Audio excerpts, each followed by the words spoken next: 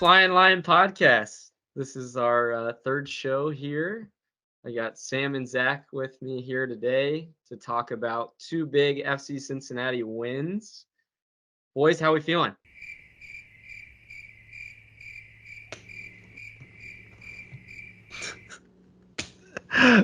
Well, I'm feeling pretty good about the win. I know usually I go first, so I'll talk about the win. But I'm buzzing. Obviously, a couple more wins under the belt, which is fantastic, right? A win on the road at a terrible stadium, with a terrible fan atmosphere, and then we get a probably honestly, I'd put the win up there, that we had on Saturday with the St. Louis game as it being like one of the worst games we've ever played like this season. I thought it was a very ugly win, and if we would have gotten a draw out of this game, if I'm Pat Noonan, I'm absolutely pissed off. Which maybe he takes blame for that because he did change the lineup so much. I'd take. But I'd I take. mean, you put those guys in there and you trust them, right? So I mean, all in all, we got the dub, both times, right? So I'm happy with this past week. Yeah, you can't be mad about getting 3 points in both games, but as a spectator, and at least the second one, I agree with you. It's a little bit boring in some aspects too, but we'll touch on that in a little bit. So, Zach, what do you think of our two games this past week? Yeah, I would say likewise. Nobody likes playing in a baseball stadium. I mean, I think we could all agree that, well, although it's a smaller field, it's probably better on their legs and whatnot. There's some interesting stats to talk about on that game, but yeah, I think getting 3 or 6 points in a week. I mean, that's awesome. Winning away at a powerhouse, usually New York City's pretty good at home, but I mean their form's been looking pretty poor. But it was great to get a win out of Chicago. But yeah, it wasn't pretty at all. Like, I think not a that's fun game to watch. yeah, Um, yeah, no, I like, agree. I guess it's just those games. Like, if you pull them out, I mean, that's how people get supporter shields, is grind out those wins. So Right. Yeah, um, no, I think so too. That's the theme of this year for our team, I think, is just like finding a way to win no matter what way. Like we had said the last time, on a baseball field, on turf, on grass, like on a converted infield that was, you know, actually dirt and now grass. I mean, I saw the guys probably slipping like 10 different times in the Yeah. first half. I think they may have changed their cleats for the second half, but um, yeah, we'll roll a little bit into the NYCFC game. First half was a little rough in some aspects. It took boys a little bit to kind of get their footing. No pun intended on that one, but I think that what was it, 18th minute, there was a big play that stands out in that first half. New York puts in a corner and James Sands gets his head on it, and I saw Salentano make just an incredible save, just a point blank reaction save that we've seen him do a couple times this year. Kind of hits it over and out, and Sands was just in disbelief. So um, from our team, I think they needed a little bit of a wake up call, and that was part of it. And then the second part, I was going to say, that was another wake up call, was the goal that was disallowed. And I'm Yeah. looking at that part, and maybe Yerson gets pushed in the back, maybe he doesn't, but dude, I'm gonna take that all day. And then from there, they kind of woke up a little bit. Yeah, absolutely. Like I think you're right in that disallowed goal kind of gave us a wake up call. Like, hey guys, like we need to get going here. And luckily our guy up front, the man who's been leading us for how many seasons now, 3 4 seasons, like he's our guy, and we go with him, right? And so he showed us the way, got us that first goal. What an absolute bender of a goal! Like Oh, what a that's, beaut I of a goal! mean, so casual, just lean back on the left foot there and bend it around with the right. Like that was world class goal. Looked just absolute ease. And then you have Barreal, and then you have Vasquez kind of finishing off the goal scoring with, I mean, Barreal, phenomenal goal by him. Like, once again, a guy that steps up, when you need him most. And I definitely think he's probably one of the best, crossers or free kick takers, right, that we have in the MLS, to be honest with you. But yeah, as far as some other aspects, it obviously got a little bit chippy during the game, especially with Mosquera, right? So earlier in the game, he may have gotten pushed. I thought that was a little bit soft. But yeah, later in the game, once again, I mean, you can call it a flop, you can call it whatever you want, like, but there's contact there, and he's, NYCFC. I can't remember the player that pushed him, but it just got a little out of hand, and I thought I was glad that FC Cincinnati tried to keep their cool. Like, it wasn't they were trying to make a bigger thing, kind of like NYCFC was. I think we remained composed. Yeah. Yeah, I think that was interesting that you say composed, because sometimes Miazga doesn't look quite composed in some Yeah. ways. He's kind of like the instigator in a lot of ways on things, but I think getting into the dark arts a little bit on, like, okay, we're gonna get in their head. They got maybe a little bit of an advantage with these early chances. Like, let's get under their skin a little bit and see how these guys can take this. So, Zach, what did you think of that? I just, in my mind, I imagine like Matt Miazga is a just fearsome on the pitch, but like when he's at home, like in his private life, he's just like I just feel like he's just like a teddy bear. He's just like gentle Oh yeah. giant. Like I could see him being so chill and laid back, but then What do you guys think a FIFA game against him would be like? I mean, I think he would be definitely somebody that would get in your head. I think during don't those like rough moments, I don't know how much like he would celebrate when he's up on you, but when he's down or if it's tied, like, I feel like he's the type of guy that would definitely play some mind games with you and get under your skin, which, I mean, that's something that you gotta love about Miazga for sure. Yeah, he's the chair forward meme guy that you see that instantly all of a sudden he's really into it and hiding the controller from you on the PKs. But yeah, no, Sam, I agree with your points earlier about Barrial. He's definitely become our free kick guy. As much as the analysts wanted to spin it, oh, we're waiting on Lucho, and like maybe they're right on. I would expect him from that side of the field to maybe whip one in, but we've seen a couple times now Barrial on the free kicks. His corners have been phenomenal too. The dude's top 5 in the MLS on total crosses, and I would gather that a lot of them have been pretty dangerous crosses too. So been impressed by that. As the game went on, I was very happy to see Lucho hand off the ball to Vasquez, try to get him some confidence. I see actually part of the replay when I'm watching the PK, the NYCFC players were going into the box before Vasquez was taking the PK. I don't know if you guys had seen that or not. So even if he misses it, heaven forbid, he probably gets another opportunity at it at that point.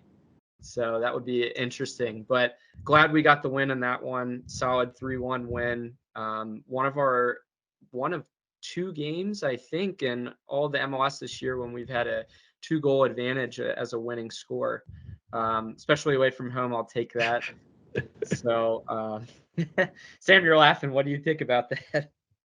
I just think that's a funny stat, right? And it's not a stat that, for the past 3 years that we would be thinking about, us having that stat, right? Being able to come out and win those 1-goal games, right?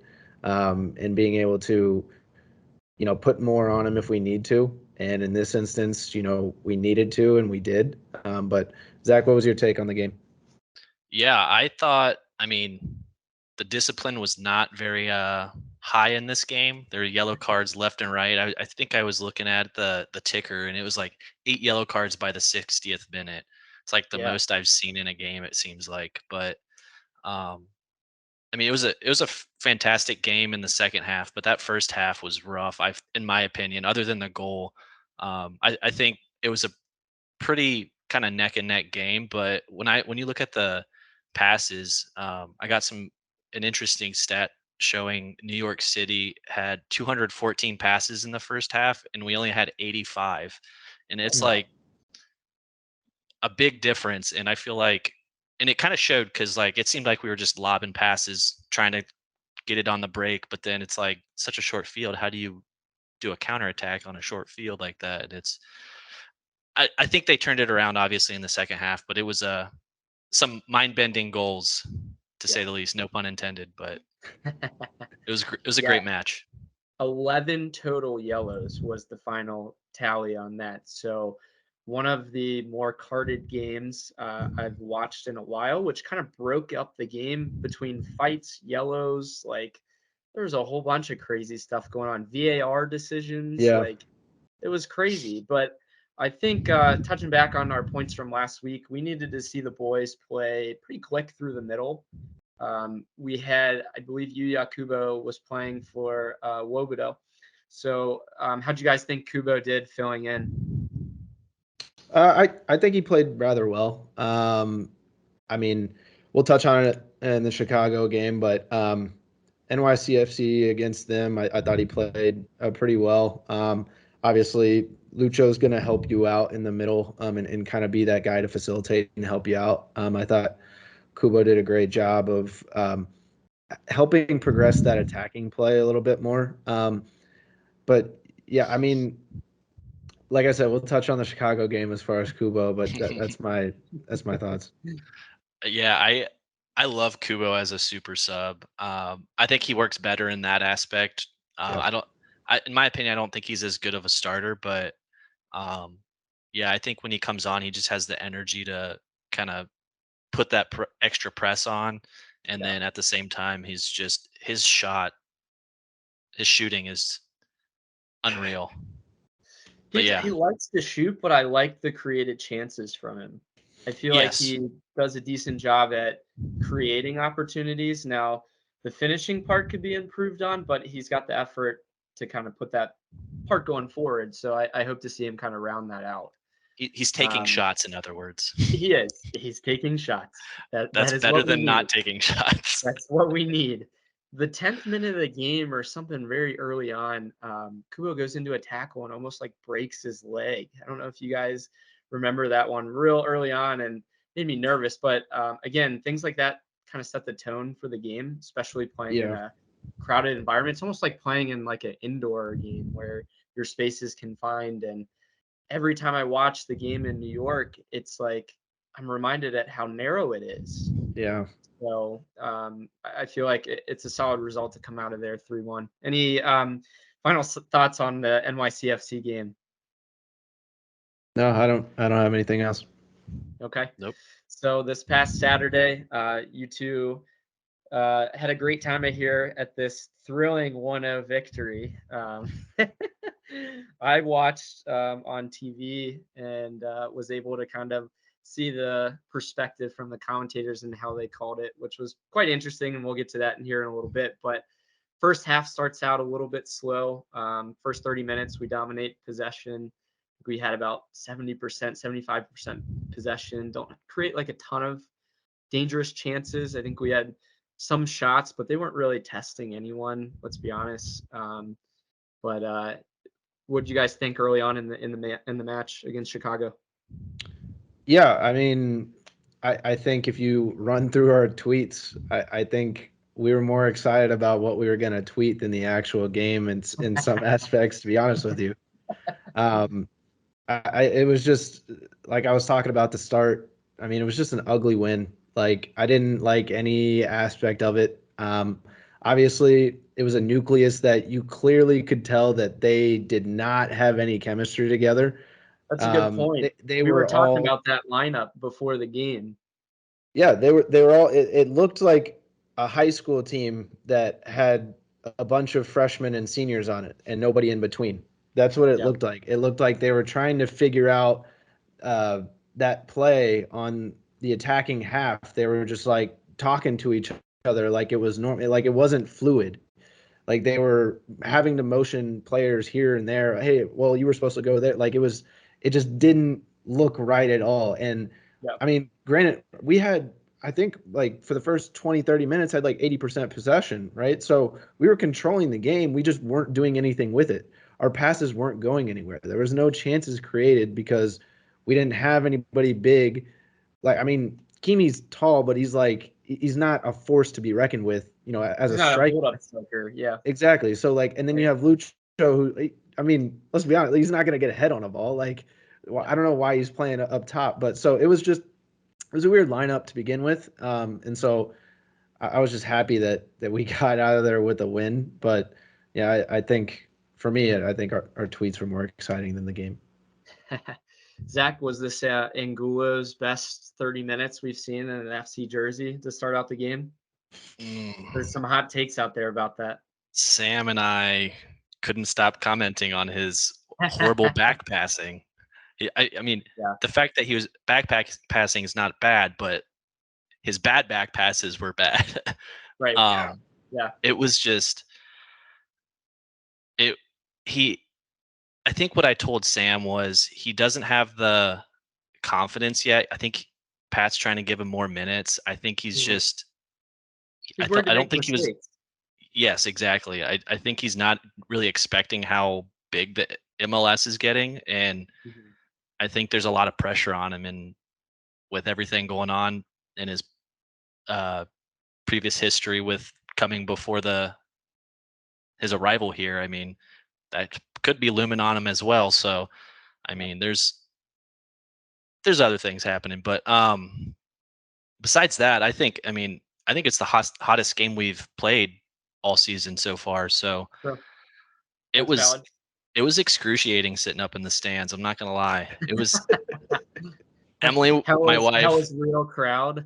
Yeah, she was definitely complaining a little bit. But not only that, I was surprised how much she was getting into the game too. Like she was getting frustrated even by the players. Like, okay, we're building chances, but like the finishing is just that's always frustrating, being there and seeing like your team control possession but not really do much with it necessarily, and setting yourself up for success. Let's talk about Lucho playing as a forward in a position where traditionally this year we played with a hold-up striker or one that runs off of a bigger striker. You put Lucho and Kimi together, and Sam, you're right.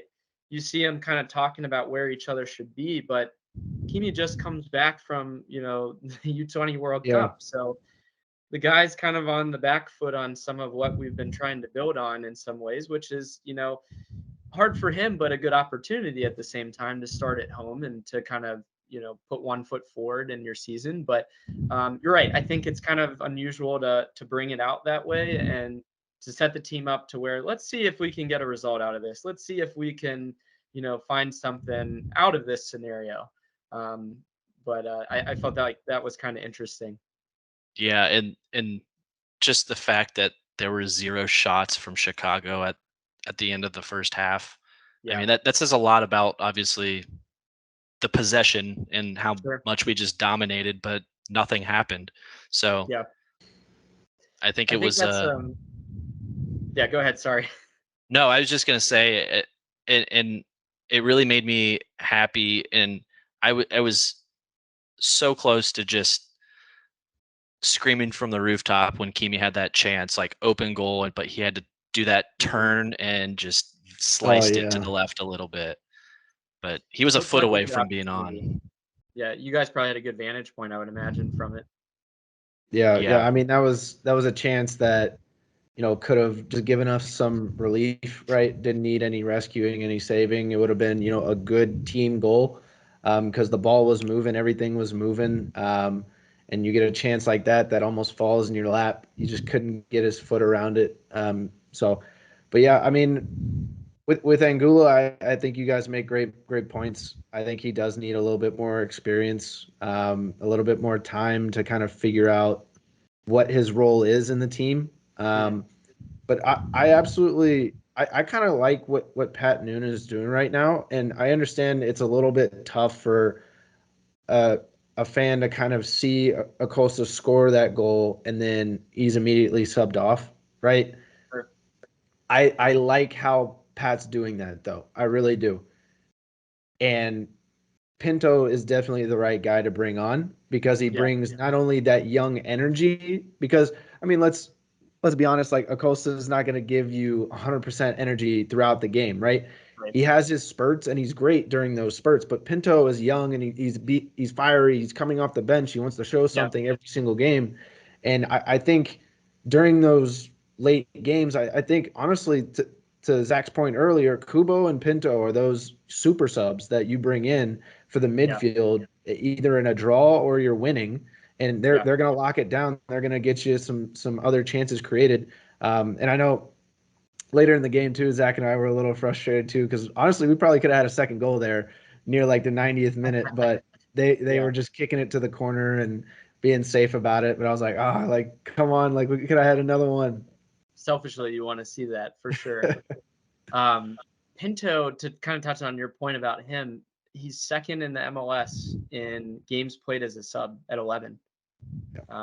A certain Columbus Crew player is number 1, but Pinto's gotten some good minutes coming off the bench. We have been able to see a little bit more of an identity from him. But in a 1-0 win that we had, I'll turn it over to Zach here. We're going to talk about our trivia question of the week. So, Zach, let's hear it. All right. So this is a stat from our very lovely Patrick O'Leary, who's our FCC comms coordinator. So this is directly from his Twitter. And okay, no cheating, guys. You can't look now. So this game featured only one shot on, or the Chicago game featured one shot on target, which was Lucho's game-winning goal. It's only happened once prior for FCC, a scoreless draw between Cincy and this other team. Who was it? Are you going to give us a year, or do we have to guess? I can give you a year. It was 2020, and they were at Nippert. Okay. Sam? Okay. I have no idea what the answer is, but I'm gonna take a big guess here. I'm gonna go with an East team, and I'm gonna go with New York Red Bulls. Okay. Ryan, what's your thought? 2020, 1-0 win. The only this was the short was winner. This was the short COVID season. I'm just debating if it was one of those bubble games in Orlando, or if it was. You said Nippert. It was a Nippert one. I'm gonna go with the Crew. I'm gonna go with our win against the Crew. I'm gonna go 1-0. I remember us winning there, so I'm gonna put my bets on that.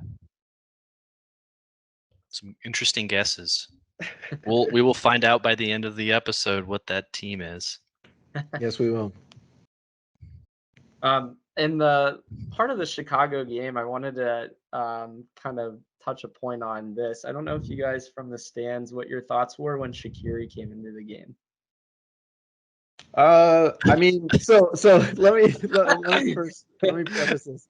So I want to quote my brother who was sitting next to me during the game. Okay. Shout out Zach. Yeah, he was watching Shaqiri warm up. Right. This was like early second half. Right. He's like, who's that number 10? Like, is he a player? I was like, yeah, like he's a player. He's like, are you serious? Like, that guy's a player? I was like, yeah. He was like, he looks like a football player. Like, he looks like a rugby player. I was like, Zach, he's one of the best players on their team. Like, plays for the Switzerland national team. Like, has played overseas with Liverpool and among other teams. And he's like, yeah, he does not look like a soccer player at all. He just looks like he sits at the pub and I quote, right, short and stocky. That is what he gave Shaqiri. A fullback in for the Bengals. Like, it brought him in to be like a backup running back. If you want an impression on what we thought of Shaqiri, I think my brother Zach's take is definitely good on that. I like that take. Watching it on TV, you realize like him and Miazga, they have like some of the same vibes on the field. Like, he was just talking smack to a couple players, but I don't know if it was like he was like trying to demand respect from people, and then our guys were like, dude, like you've done terribly in the MLS, so you have no respect. But it just seemed like he was just getting into these like chirping battles, and he gets a yellow for it at one point Yeah. too. Baji kind of hits him, and Shaqiri makes like this face at him, and I'm like, come on, dude, like what are you doing? It almost reminds me of Chanel, to be honest, of NYCFC. I think that's who got into it with Mascara. Yeah. And Lucho goes up to him and his hands are behind his back. He's like, wasn't me, wasn't me. But then he wants to look tough against him, and he's just tiny compared to him. But I just love it. I love the energy between Lucho and anyone else around him at any point. But it seems like it goes around the team a little bit, which is kind Yeah, of funny. yeah. I feel like our team's very animated with emotion, for sure. Mhm. That's a good way to describe that. Yeah. Who did you guys have as your jersey swaps of the week? We can either choose between the NYCFC game or the Chicago game. We did those two this week, so I'll flip it over to Sam first. Yeah, my jersey swap of the week is the guy that I kind of touched on a little bit at the beginning. I'm gonna go with Barreal. I think he both games and throughout the season, like he's been a consistent piece of that back line. We've seen that back line kind of go in and out. I know Miazga has been another consistent piece. Mascara's been in and out of the lineup a little bit, but Barreal on that left-hand side has been phenomenal. He's been a crucial piece, and once again, what I was saying earlier, he probably is one of the best crossers in the MLS. Like Yeah. just the bend that he puts on the ball and the attacking positions that he puts our strikers in or Acosta in, like he's very versatile. Whether it be crossing it in or delaying that cross and then playing it back to somebody in the box. I think he can be a key piece. And what is kind of me being like this futuristic thinker, like I just continue to see his market value rise. Right, he's a great young player, and I mean, I could see him. I don't know, maybe not this season, but eventually, like if he continues to play really well, probably leaving FC Cincinnati and going to Oh, wow. play, overseas somewhere because he's that good of a talent. And he's like I said, he's still a young talent. So It's a good take. Do you think that his best position is at wing back, or do you think we're yet to find Barrial's best position? I think right now you're seeing him flourish in a position that Pat has kind of given him, this left wing back that also plays as a wing. I think he's flourished in that opportunity because I mean we've seen him in past seasons, right, with FC Cincinnati try and be just a normal left back. And we've seen Powell try and do the same thing as well when he first came over for FC Cincinnati. Like both guys are very similar on their respective wings, and they just don't get back fast enough sometimes. Now Barrial, I feel like he's gotten a lot better about that. But yeah, I think right now for sure I wouldn't say we've figured it out that this is the best version of himself or is going to be right in this position, but it's hard not to say that. Yeah. Yeah, I agree. He's crucial to our offense, whether it's coming up on the attack like that. I think it's a good take. Zach, what was your jersey swap of the week? Yeah, so I went with Lucho. He had awesome goals both games. I mean, the bender in the New York game, and then the amazing touch to the nutmeg. I don't know if he nutmegged both of them, but I definitely know he nutmegged one of them. I think it was just one. But I mean, the one goal was on his birthday. I mean, you can't make that any better. His sub off in Chicago was unreal. It seemed like everybody was on their feet giving him a standing ovation as he subbed off. Like That's what it I was heard. Yeah. it was awesome. Got the chills for sure. And then him just being a team captain and giving that PK to Vasquez, I think that's a great show of respect, and I feel like him being there for Vasquez to lean on him when he needs confidence. I think it's important on the team. Yeah, absolutely.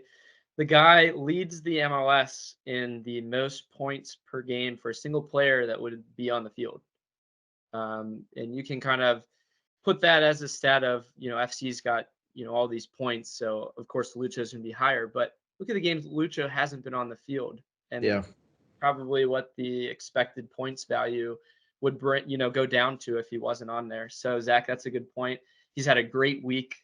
I think a great season so far. He's stepped up in some absences for other people and has shown that no matter, how many games we have in a week, he's going to be out there and he's going to convince Pat that he's good no matter what. Well, I also on the podcast, if he hears it, I want to apologize a little bit. I gave a tweet out 50, 60th minute was saying this is the most moping I've seen from La Costa in a very long time. It just didn't look like he was, wanting to be in the game. He was lackadaisical. He was walking back on everything. It looked like the Acosta of old. And then, of course, he takes one touch, scores, and it's like, all right, well, I forgive you. Like, it's all right.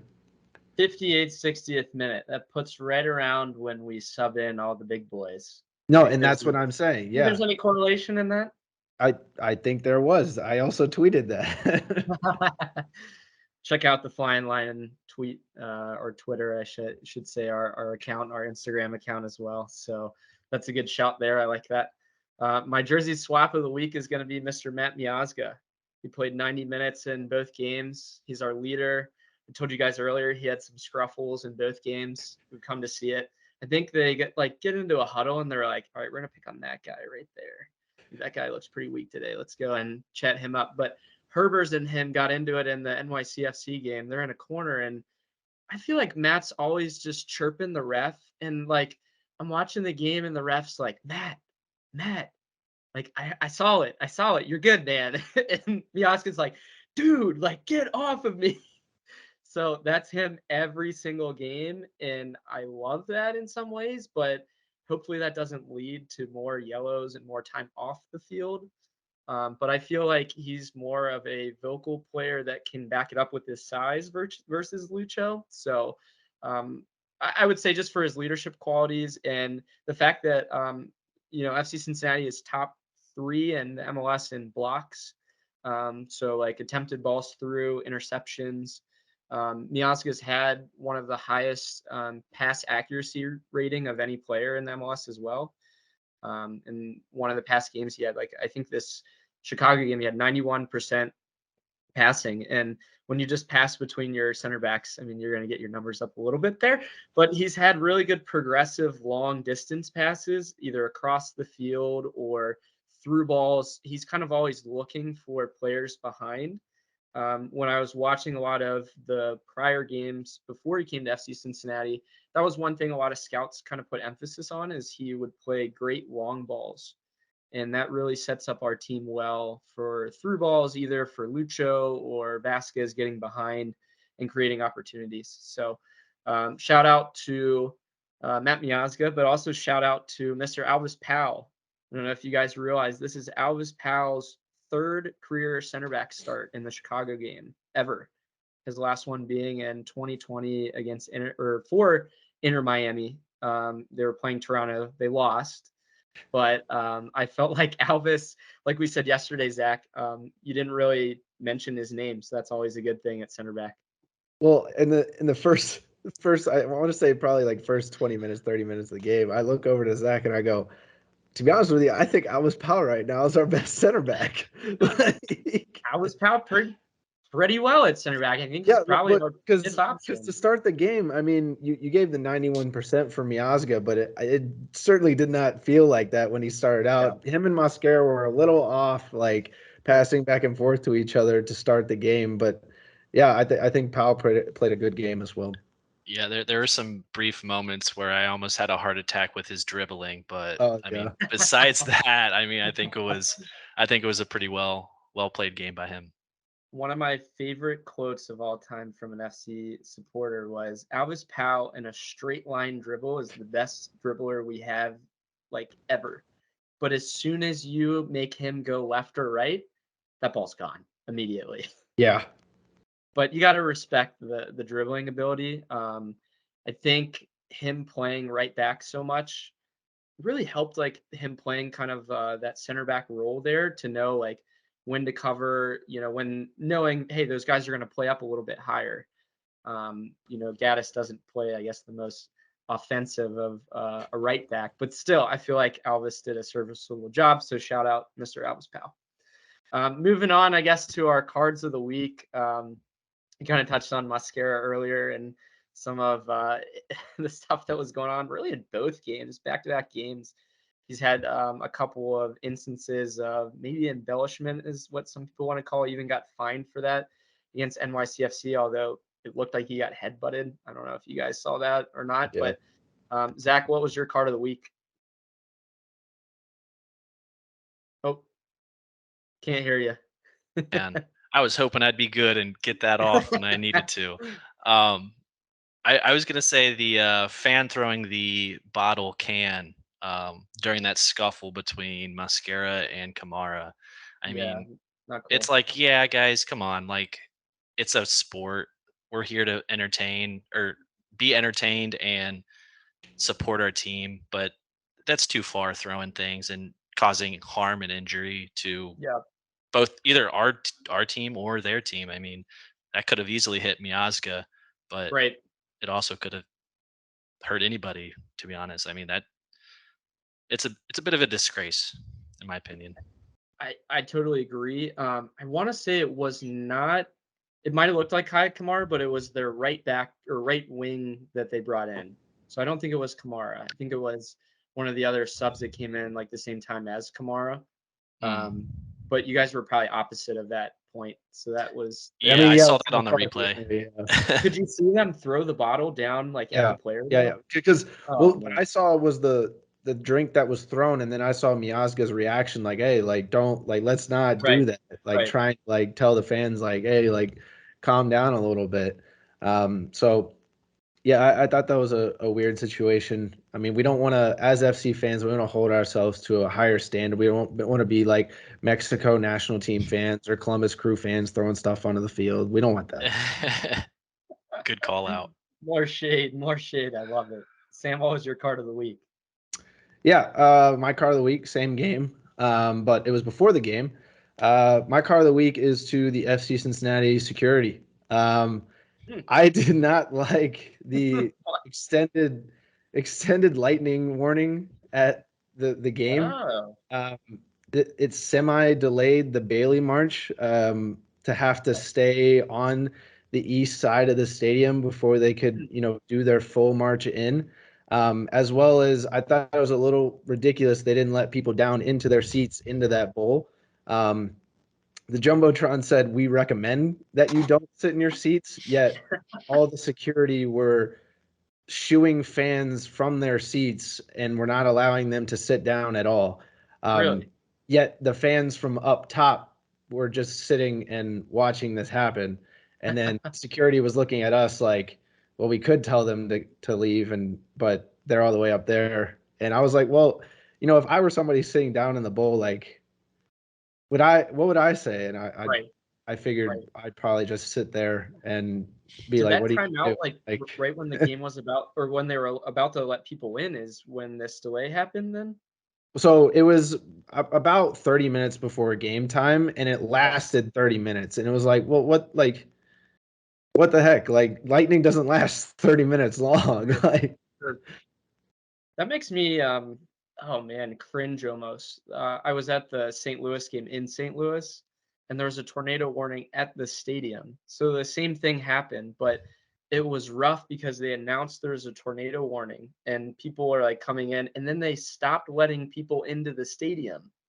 So the people that are about to walk in knowing like there's going to be this huge storm coming, we're like, where do we go? yeah. Yeah. Well, And and that was the thing a lot of people said on Twitter was you want us to go out to the concourse, but then more people are coming into the stadium. So like, yeah, what do you like? I don't think that's That safe at capacity. all. Like, I right. don't think that's a good trade-off. Like, Yeah. be struck by lightning or be trampled to death. Like, what do you want? Well, it sounds like it cleared up. We had a beautiful night. Ended up obviously with a good result. So interesting to hear about that though. Yeah, Ryan, what was your Um, card? my my card of the week was the NYCFC game. How about the the coach for NYCFC saying that 100 times out of 100 with a different referee they would have won that game. It's like, okay, buddy. I love the confidence, but really, 100 times out of 100, you guys would win that? I think maybe 1 goal back still means you lost 3-2 probably.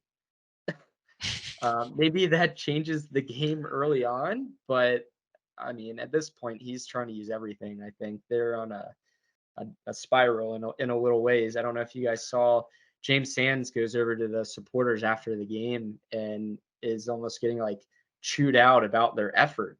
Lambasted. And I would be like, if I'm Sands, I'd be like, how about your guys' effort? I know you're here, but like, where are all your other friends? Like, I was there's about to no say one the else in the exact same thing. stadium. Yeah, Yeah, there. So, I heard more FC Cincinnati fans than I did FC fans on 100%, the stream. Like it was 100%. almost comical. It was. I mean, there was. I was also reading the tweets that there was Shout a out certain Exilla FC One, by fan the that way. you could just continue to hear the whole time, Yeah, and you could hear his almost like drunkenness, in his words that he was saying because he was very right, loud, very evident. But yeah, I mean, NYCFC fans didn't show up. Their team didn't show up, and for their coach to be like, "Oh yeah, different refs, different playing field, different team. Like, oh, we would have won that right, game." Like, right. Yeah, I would have won on FIFA if I played it again. Right. Yeah. yeah, Thanks, dude. yeah, Like he's probably on the hot seat, but he's the that's kind of guy that would go on FIFA and lower like the difficulty scale. You guys see the memes where it's like rage, back at the other team and they're winning like 100-0 or something. I yeah, feel like that was their coach after that game. But um, so overall, though, great week for the boys.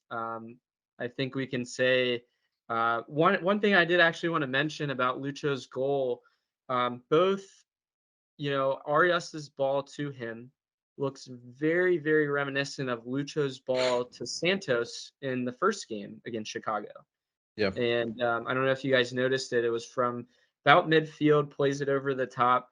I think Santos only takes one touch. Lucho obviously takes a couple more, but something that the coaching staff had seen, I think, probably on a center back rotation from a cross ball perspective. So good shout out to Arias for that great ball over the top coming in. Beautiful, beautiful Sub, ball. one of his only touches of the game, I think, really. But I would hope to see more crosses like that from him, from all the stuff that we have heard from him at Atletico before. I really hope that this kind of sparks that. So, any Yeah, final thoughts for either of the games from you guys?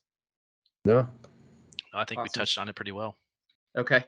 Before we move on to the upcoming games that we have, Zach, do you want to give us our trivia answer? I'm really actually anxious to see what this is.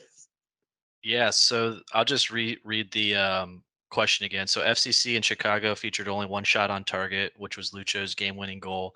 It happened only once prior for FCC, a scoreless draw against the Philadelphia Union oh, on Philadelphia Union. September 23rd. So that was after the bubble.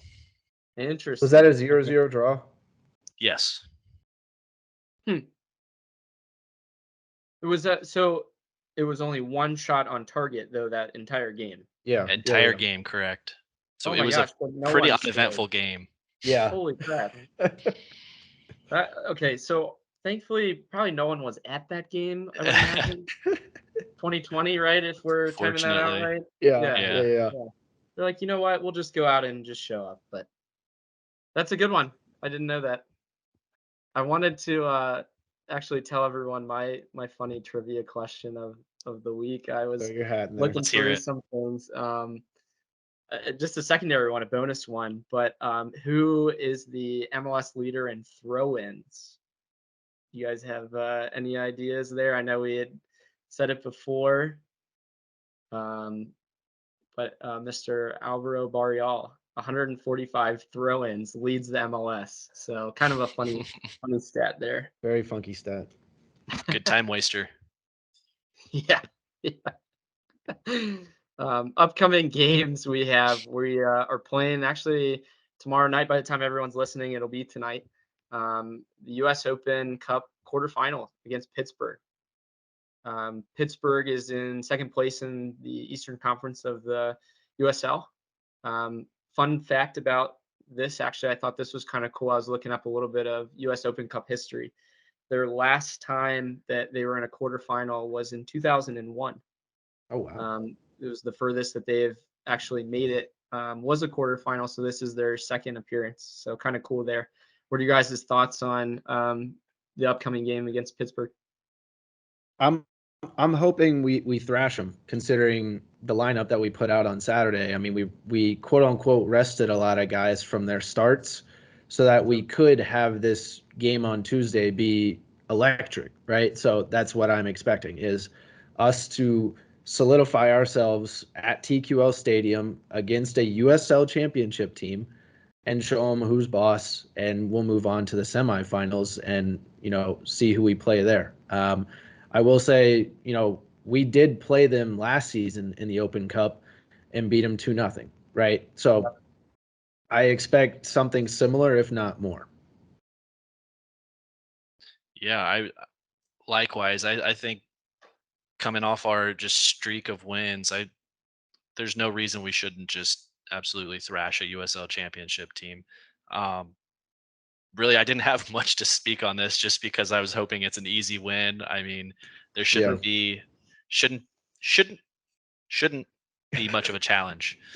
But It's a cup game. It's a cup game. You yeah, never you know never what's know. going to happen. Yeah, Exactly. But Unfortunately, but I'm hoping for the same as well. One point about them, I was looking, their star striker is out on suspension. And then one of their other players has a knock as well, so I don't think he's going to play. But no matter what, I think they're going to play a pretty pressing game from what I hear. Try to put us under, which will be interesting to see how we respond to that. But the boys show up at TQL. So I'm absolutely. I'm confident. I think we made the point last time, I was looking it up. We would have the potential to host a semifinal game. I don't want to look too far ahead as well. We'd have the potential for that. Teams that remain notable: Inter Miami, Chicago Fire, and then you have Birmingham Legion. Be a kind of an interesting one to play another USL team there too. I think the West teams, totally blanking on who it is, to be honest with you, but we'll cross that bridge when we get there. I got it. It's Houston, Real Salt Lake, and LA Galaxy. So no other USL on the west side. Correct. Chicago's the other one on the other bracket side. Gotcha. Yeah, I think we'll put out a strong lineup. I think between Birmingham Legion and the Inter Miami, I think those both should be they're winnable, I should say. Yeah, absolutely. To get to the final, but yeah. I think we could probably say that then after this one, we're headed to Vancouver, actually. So another kind of what do you do moment of far travel, little rest, playing on turf again. I hear Vancouver's got actually fairly decent turf, is my understanding, but still turf. Would love to see a stat, maybe somebody can look it up, but to see what our record is on turf. I think this year we've only done it maybe 1 or 2 times at New England, I want to say, was one of the only times we got a draw there, but a record usually isn't too great on turf. Vancouver is 5-6-5. They're 5-3-1 at home, so they're pretty solid home team. They haven't lost a home match actually since day one against RSL. So that should be pretty solid. We actually are 0-1-1 against them all time. And it's the 15 that we're going to play that we're actually winless against. Sam, that was one of your points in a previous podcast. So you guys can go back and look at that. But we've won all the ones prior that we hadn't won against them. So yeah. So to touch on that point, I mean, let's make it the fifth team this season that we've beaten for the first time. Let's continue to break records. Let's continue to have that momentum. And I mean, it's funny. The records are a little bit different. Obviously, one team's lower middle of the table, and the other one is at the top of the table, top of the league. Vancouver, though, they can score some goals. They give me similar vibes to Chicago. Chicago has a terrible defense, a little bit worse than Vancouver, but Vancouver is one of those teams that they'll make up for it in their offense. They have just as many goals as us, and they've conceded 20. So, they're up there with goals allowed and goals for, only 6 over for goals for. So, I mean, they could definitely put it up there when they want to. and their goal difference though, they've had close games, right? Yep. Or they've lost by a decent margin. Their goal Sure. difference is only 6. So um, I think this away match for them, Ryan, speaking about how good they've been at home, or at least being able to limit the opposition at home, if you will. I think this could be a good test for FC Cincinnati, a lot more than obviously Colorado is still that 1-0 victory and stuff, but I think Vancouver may be able to put a goal on them or two, to kind of test the limits a little bit. Sure. Zach, your thoughts on the Vancouver game? Yeah, I did a little research, and yeah, Vancouver has the most big chances in the league currently between Oh, wow. both East and West. So they've got a lot of opportunities to put some shots on goal. So it's going to, I think, really test Celentano this weekend. They've got their second place in expected goals. So, Hmm. like Sam said, they're going to be coming out hot. They want to score goals. They're going to put a lot of pressure on our defense. I think we're going to have to do a lot of clearing out in the box. Hopefully, our defense steps up. I'm kind of nervous because a lot of our defenders are on 4 yellows. So Yeah. Yeah. it's going to be, I think it's going to be a really interesting game. It's going to probably be a close one, really test the waters. Yeah, that's a good shout. Miazga, Mascara, Barrial, and Lucha are all on 4 yellow cards right now. So one more and they miss the next game. Yeah. And So will be interesting. I did want to point out Julian Gressel's on Vancouver, and Oh, he's really? their I right. forgot about them. He's their right back, and I think it's going to be a really fun matchup to see Gressel versus Barrial uh, on that side of Hmm. the pitch. So I think Absolutely. that'll be something to watch this next game. Okay. Sam? Yeah. I think overall, I have the same. Actually, that was my player to look out for, was actually Barreal. I was giving my jersey swap, and my next player to look out for was Barreal. So Zach kind of helping me with the transition, but I think Barreal continues to solidify himself in this lineup and in this league with the chances he's going to create. Him and Lucho just they have that Argentinian bond, and it's remarkable to watch when they're Magical. on the same side of the field. Yeah. It's They have a great chemistry. So I definitely, to your point, Zach, him and Gressel will have definitely a dogfight on that left hand side. For those who are not actually watching the video, as soon as Sam says that Argentinian connection, he gets the hand moving. So that I thought that was kind of funny. That was perfect timing on that one. Vancouver apparently scores a lot of goals. So my player to look out for actually is going to be Nick Hagelin. I think he's going to return. All right. Probably coming either back tomorrow or tonight, whichever way you want to think about it, in the Open Cup game. We'll play maybe a decent chunk of minutes then, but coming back off injury, would love to see him have a big game against Vancouver, maybe in a spot where maybe we give some of the other guys a little bit of rest in that spot. Potentially, we'll see. But Nicky Hags, let's see it, man. Yes, sir. Any closing thoughts for the next couple games, guys? Not really. I just don't want to see us get complacent. Which it feels like we won't. I mean, obviously Miazga is going to keep us Mhm. fiery and at the opponent's throat. So if we go down, we're going to go down swinging. This isn't the same team that lost 5-1 to St. Louis earlier this year. Although all the I St. Louis fans will remind you that we have, if you look yeah. anywhere on Twitter or anywhere, like, oh, FC is great, but how did they do against St. Louis? Where are they on the table? We're at the top of the table. They're Like, on the top of the West, so they're not too far off. But are they on the top of the West, or is LAFC up there? no, St. Louis is your top team in the West right now. Actually, they might have a couple of games in hand though, so Ah, see that as you will. yeah.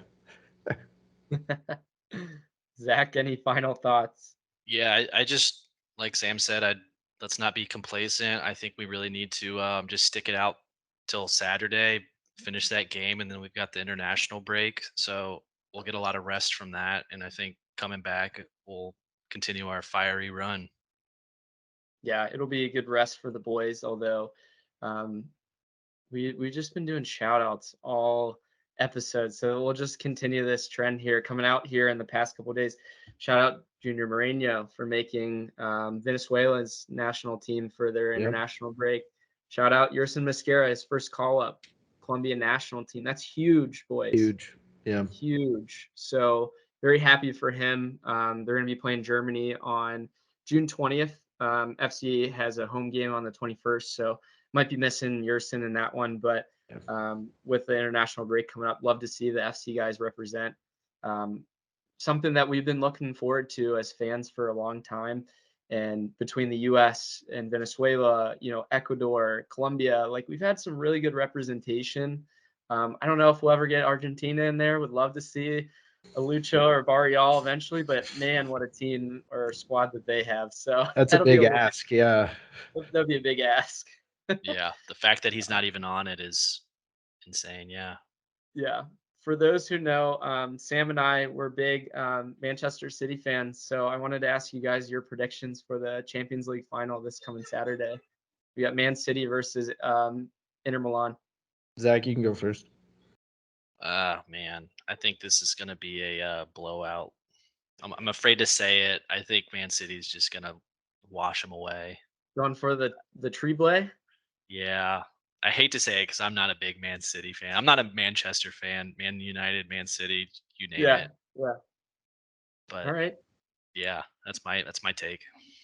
I think Haaland scores a hat trick and solidifies himself as one of the best Champions League players to ever live, just at the age of what, 22, 23? Yeah, right, exactly. Like so young. But what do you think final score is going to be, Sam?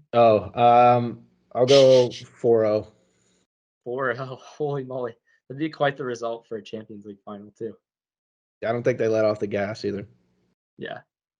City and FC Cincinnati on the same trajectories this year.